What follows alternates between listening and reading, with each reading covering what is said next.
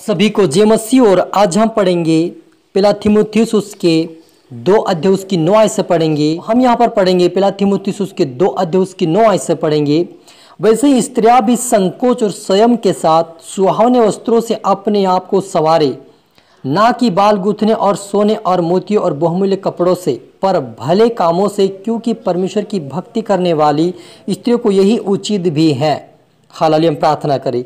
धन्यवाद मेरे ईश्वर राजा प्यारे पिता परमेश्वर, आज के वचन आज के कलाम से मेरे पिता हर एक से बात कर प्रभु जी। आपकी बेटा बेटी जितने देख रहे प्रभु जी, आज के वचन से पिता इस वचन के अनुसार चलने वाले बने, इस वचन के अनुसार पिता अपने कार्य को करने पाए पिता। और प्रभु इन वचनों को प्रभु इन हर एक से बात करो, इनके जीवन में सुगुना फैलाए प्रभु जी, ताकि दिखावटी ना हो प्रभु, लेकिन आपके वचनों के अनुसार सुसज्जित होकर आपके वचन के अनुसार चलने वाले तेरे स्वर्ग राज्य में प्रवेश करने वाले बने। आपके बेटा बेटी से आज के वचन से बातें कर, आशीष कर, ब्लेस कर। पवित्र आत्मा आप मेरे मुख से होकर बोले और सभी को तेरा आत्मा सौंपता मेरे ईश्वर राजा। ये प्रार्थना दुआ यीशु तेरे मीठे मधुर नाम से मांगते हैं, आमीन। तो मेरा जी जो पहला तीमुथियुस उसके 2 अध्याय उसकी 9 आयत हमने पढ़ा कि वैसे ही स्त्रियां भी संकोच और स्वयं के साथ सुहावने वस्त्रों से अपने आप को संवारे, ना कि बाल गूंथने और सोने और मोतियों और बहुमूल्य कपड़ों से, पर भले कामों से, क्योंकि परमेश्वर की भक्ति करने वाली स्त्रियों को यही उचित भी है। स्त्री को चुपचाप पूरी अधीनता से सीखना चाहिए। हालेलुया। मेरे आज जो यहाँ पर स्त्री के बारे में प्रभु यीशु मसीह का जो वचन है, तीमुथियुस जो परमेश्वर का दास जो तीमुथियुस पौलुस प्रेरित हैं, वो पौलुस प्रेरित जो है तीमुथियुस कलीसियाओं को लिखता है कि स्त्रियां को क्या करना चाहिए, संकोच के साथ स्वयं के साथ सुहावने वस्त्र पहनना चाहिए और अपने आप को मोती और बहुमूल्य कपड़ों से नहीं, पर भले कामों से हमें परमेश्वर की महिमा करना चाहिए।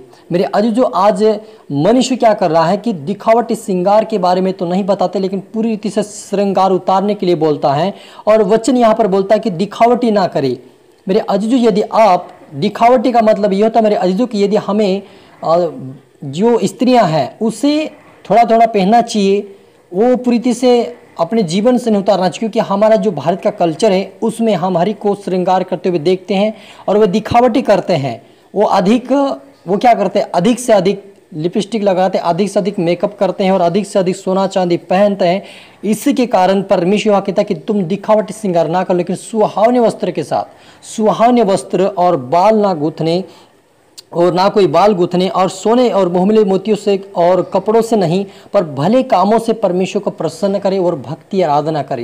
मेरे अजीजों, यदि हम सोना चांदी पहन के दिखावटी करके यदि हम परमेश्वर के भवन में जाएंगे तो लोग हमें क्या कहेंगे, और लोग जो हमें देखेंगे वो देखकर, स्त्रियों को देखकर वो उनके मन में विचलित हो जाएगी, वो पाप में गिरेंगे और अब उसके ठोकर का कारण बन जाएगी। इसीलिए प्रभु यीशु मसीह ने इस वचनों से पौलुस कहता है कि हमें दिखावट श्रृंगार नहीं करना चाहिए, लेकिन भले कामों से हमें परमेश्वर की महिमा करना चाहिए। यानी कि अपने शारीरिक जीवन का में बदलाव तो ना हो या हो, लेकिन दिखावटी ना हो। लेकिन दूसरी बात यह कि हमारे जीवन में अंदर जो अंदरूनी हमारा जीवन स्वभाव है, हमारा अंदर का जो जीवन वो बदलाव होना चाहिए। हमारा भलाई का काम, प्रेम का काम और मेल मिलाप का काम हमारे अंदर होगा तो परमेश्वर हमारे जीवन से प्रसन्न होगा।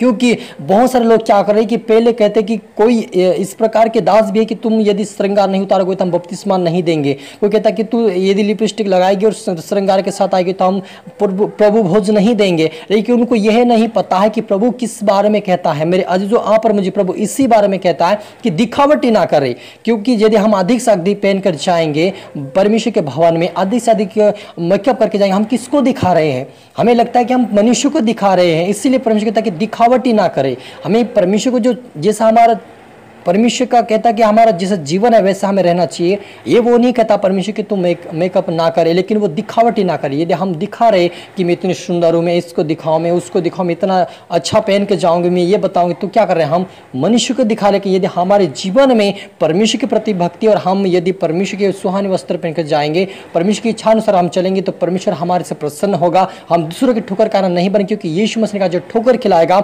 उसके गले में चक्की का पाट बांध कर उस समुद्र में डालने से अच्छा है। तो मेरे अजीज, जो ठोकर कारण यही है कि हम दिखावटी ना करें, अपने आप को चेहरा बनाए ना, उसको जो है वो तो है, लेकिन हमें बनाने की आवश्यकता नहीं कि हम अधिक से अधिक उसको अच्छा सुंदर बनाएं और वो परमेश्वर के विरुद्ध में पाप करें।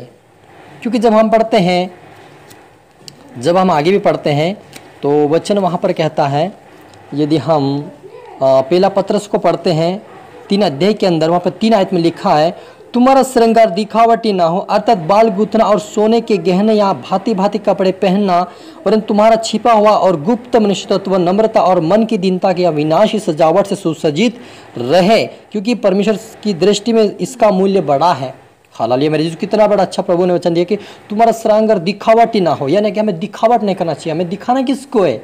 हम परमेश्वर के भवन में जा रहे हैं, हम परमेश्वर के लोग हैं। यदि हम दिखावा करेंगे तो हम तो संसार से भी अधिक हो गए कि उनको दिखावा कर रहे हैं। हम दिखा रहे कि मैं इतने, मेरे घर में ये है, मेरे घर में वो है, क्या करें? हम दिखावा करें सोना चांदी पहनकर। इसलिए प्रभु कहता है कि तुम सोना चांदी पहनकर अधिक से अधिक कपड़े, जो चमकीले कपड़े पहनकर आते हैं, जो लोगों को दिखाने के लिए, आकर्षित करने के लिए पहनते हैं, ऐसे लोगों को परमेश्वर कहता है कि ये सब दिखावट ना करें। लेकिन क्या करें? अंदर का जो मनुष्य तत्व है, जो तुम्हारा गुप्त मनुष्य तत्व है, नम्रता और मनता की दीनता के साथ अविनाशी सजावट से सुसज्जित रहे, क्योंकि परमेश्वर की दृष्टि में इसका बड़ा मूल्य है। हालांकि और पूर्व काल में पवित्र स्त्रियां भी जो परमेश्वर का पूर्व काल में भी पवित्र स्त्रियां भी जो परमेश्वर पर आशा रखती थी, अपने आप को इसी रीति संवारती थी और अपने आप को पति के अधीन रखती थी।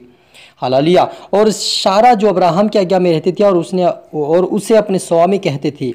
हालेलुया। मेरे आज जो सारा के बारे में बताया कि सारा वो जो थी दिखावट नहीं करती थी, वो सोना चांदी पहनकर लोग के बीच में नहीं जाती थी, वो अपने चेहरे को अधिक से अधिक वो मेकअप नहीं करते थे, क्योंकि वो अपने पति के अधीन रहते थे। ये पति कहता था कि इतना तुम्हें नहीं करना है, प्रभु के अधीन हमें रहना है, तो वो सीखकर उसका आदर करते थे और उसको स्वामी कहते थे। लेकिन आज की जो स्त्रियां हैं ऐसा नहीं करती, वो अपने पति की बात को भी छोड़कर वो अपने अधिक से अधिक श्रृंगार करती हैं, सोना चांदी पहनती हैं, अधिक से अधिक वो मेकअप करती है, दुनिया को दिखाती है। ऐसी स्त्रियों को परमेश्वर यीशु मसीह का वचन कहता है कि तुम्हें श्रृंगार दिखावटी ना करे। मेरे अजीजों, यदि आप दिखावट कर रहे हैं, आप अधिक से अधिक श्रृंगार कर रहे हैं, तो आप सावधान हो जाए, परमेश्वर आपसे लेखा लेगा। यदि आपके कारण कोई पाप में गिर गया आपको देखकर, तो वो आपसे परमेश्वर लेखा लेगा, आप और मुझसे लेखा लेगा। क्योंकि हम यदि परमेश्वर के वचन को तोड़फोड़ करके हम आगे बढ़ेंगे, दिखावट करेंगे, तो हमें परमेश्वर उसका दंड देगा।